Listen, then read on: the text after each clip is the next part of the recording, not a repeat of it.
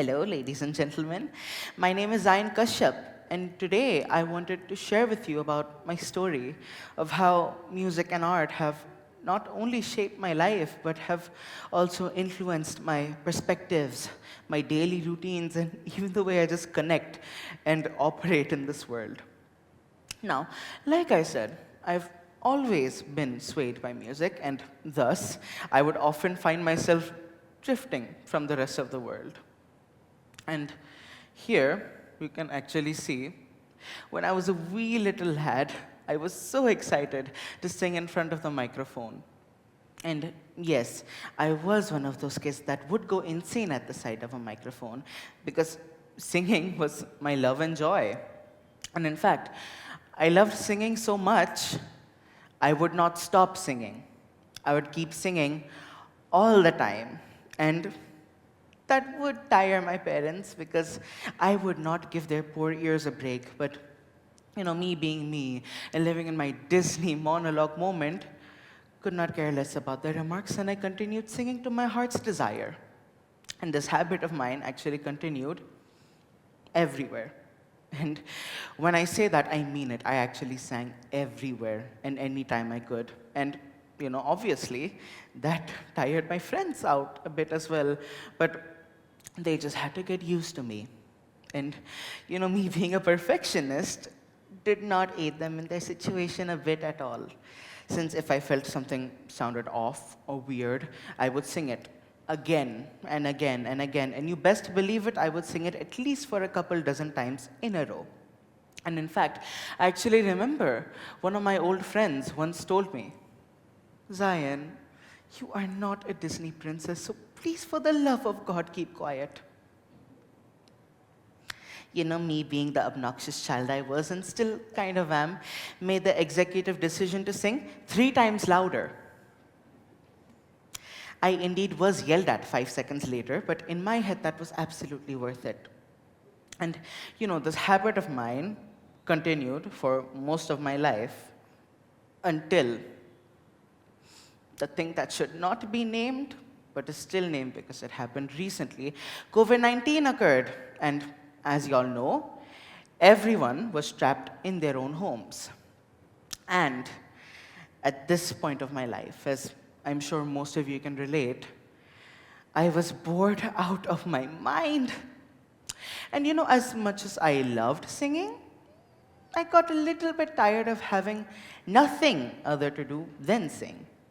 So, I looked at my closet and I saw a pile of drawing papers and some coloring pencils. And I thought, why not try drawing? And what I'm about to say might seem a little ironic. Throughout most of my childhood, I have never really cared about drawing or any of the arts aside from singing. So, when I looked at those coloring pencils, I thought, what a perfect opportunity since I never touched them in my childhood. So, I tried it out, and at first I struggled a lot. I mean, let's face it, my sketches were nothing to brag about. Actually, that was an overstatement. My sketches were absolutely horrendous. Here you can see what some of my earliest attempts at a drawing look like. I know, yikes. But what I didn't realize at that time was that the struggle was just part of the process. It was only that that process was disgustingly long. But, I kept going at it, and I kept practicing, trying my hardest to be good enough to be called an artist. And, after around a year or two, I got better. Here you can see what one of my drawings from that time period looked like. It was still not perfect. It was nowhere near perfect, but I was still proud of it because, as you can see, I had improved. But the perfectionist in me still wanted to be perfect. So I kept going at it more and training so much and trying to get better. And now, in present times, my drawings have gotten so good, people mistake them for photographs. And just for the skeptics in the audience that might not believe me, here's what I mean. This is an in-progress drawing I'm currently working on, and here are some of the drawings I've made recently.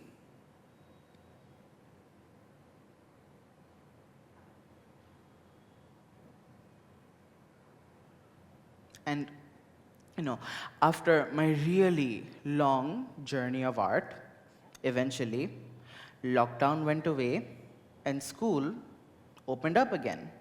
And I found music crept back into my life again. And I was singing and performing in assemblies and on stage once again like I used to. And during this part of my life, I actually realized something about myself, which I had not really given much mind to in the past. So you might remember in the earlier part where I had mentioned that I am a perfectionist. What I didn't really give much mind to in the past is how much of a perfectionist I am. And I realized during, like 2 years ago, how obsessive I truly am about perfecting my craft. And there's actually 2 reasons for that. First one being, I have OCD. And one of the very major symptoms for me is that I really fear intensely making mistakes. That really bothers me, and I'm really terrified of making mistakes. Thus, the perfectionist in me. And number 2, the work environment in Disney. Though, don't get me wrong, it was not some toxic, extreme perfectionist environment. It still required perfectionism and professionalism. And I feel like with the amount of times I had worked with Disney, those qualities had really engraved themselves in me. And that's also something that really increased my patience and persistence. But as I grew up and I got more mature, I realized that perfectionism isn't realistic. I will not be perfect all the time. I can't be perfect all the time. And as I grew up, I realized that that was fine. And now, whenever I'm performing or in the middle of making a new sketch, I try to remember why I started doing these things in the first place. I really love them, and they really brought me a sense of joy and peace. And, another thing that happened during all of this is that my voice began to change. And, I was already expecting it. But what I did not expect was it to happen in the middle of rehearsals. So just to give you a bit of context about what I'm talking about, when I was in 7th grade and after lockdown opened up, there was this inter-school competition that we were part of called the Gundecha Inter-School Competition. And I was one of the lead singers in the singing group. And since my range was still there and puberty had not kicked in yet, we settled on a song that had quite a bit of range and quite a bit of high notes. And even ma'am had approved of it. But what happened was, my voice began to change in the middle of rehearsals after we settled on everything. And that was really frustrating for me because, I was proud of all of my vocals and my range. And, me being the delusional person I was and still clinging on to my pride with a thread, decided I can still sing the high notes. That is not an issue for me. And I kept pleading with my music teacher, Eleanor Miss, to please let me sing the high notes. But, during the last day of rehearsals, she said something to me that hit me like a brick. She told me, Zion, are you really willing to take such a big risk? And like I said, those words hit me really hard because what I hadn't realized at that time was by me clinging on to my pride, I was risking my team not placing at all. And that's when I had to let my pride go and realize that the voice I had spent so many years perfecting was no longer the same. And change was inevitable, and I had to move on. But there's a silver lining to it. despite me giving up on the high notes of the song, my team still won first place. And just to show you what I mean,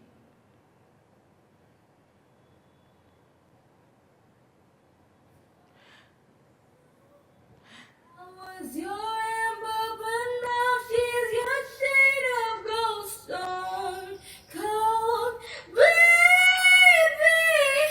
God knows I try to feel happy for you. Know that I am, even if I can't understand. I'll take the pain. that was my old range. And those notes are what I was supposed to hit in the song of the competition. But, you know, that did not happen. And one thing that I really learned from this experience was that change is inevitable and you have to move on. But that doesn't mean you should give up on anything. Because despite all of this, I still put in a lot of practice into the parts I did have. And this taught me about patience and persistence and how I had to keep going on at what I did, regardless of whatever life threw at me. And this doesn't just apply to music, this applies to art as well. You know, a part of the reason why my art is the reason and is the way it is. The sun is up, so wet it down. Get your money up. I put money down on all of us, on my people now, on what I love. Ooh, baby, it's dangerous. Your problems are just not the same to us. We're dealing with things you ain't seen before. We're feeling the weight of our instances. We're healing with ways that don't last for long. Don't have the time and the obvious. No help for the weak, but the liquor strong. Plenty of boy for all of us. Now bring out the drums in this bitch. All my homies got rich doing shit that they said wouldn't work. Bring out the guns in this bitch. Hit a load up a clip. I'm gon' shoot up the place with them car. I see the bums that be wishing we end in the ditch and the pain and see them at hurt. I see the love that we give and the love that we give. Make sure everything come up full circle. We're from nothing to something. Got all of us dropping the shit that we made from the air. We went from running and gunning with nothing to stop it. Defeating the neighborhood bruh. They're the person in life that be matching the vibe and honestly ain't even bad. They're in the doing the driving the vision like I have unless I go look in the mirror, baby. So run it up. The sun is up. Like I was saying, part of the reason why my drawings are at the level they are before I was rudely interrupted was that I put in many, many hours and time into my drawings, trying to get them as realistic as I could. And though this time lapse might have seemed very quick and simple to you, this drawing took me nearly 4 hours to do. So, you know, that solidifies my point when I talk about patience and persistence. But, you know, amongst all the ruckus in my life, another interesting thing happened. I was getting noticed for my work. And I was already somewhat known as a singer in my school, since I would take every opportunity I could to sing. But now, I was getting recognized for my artwork as well. And funny thing, I'm actually known as somewhat of a human printer, since I'm always making labels and doodles and headers for both students and teachers. To the ones who know, you know. And, you know, that was funny to me at first, but looking back, I realize how far I have come from a kid who could barely draw a stick man and could barely draw an eye. And one thing I really learned from this is that you don't have to stick to the most traditional or the most practical approach to get noticed. Just do what your heart pleases and what you truly want to do. And to the people who feel like they still haven't found their thing yet, just keep trying, whether it's music or art or something else entirely. Just put your soul into it. And if you sit with something you like and with yourself, you will get what you want. And that's going to change your life in ways you can't even imagine. Thank you for giving me your time today.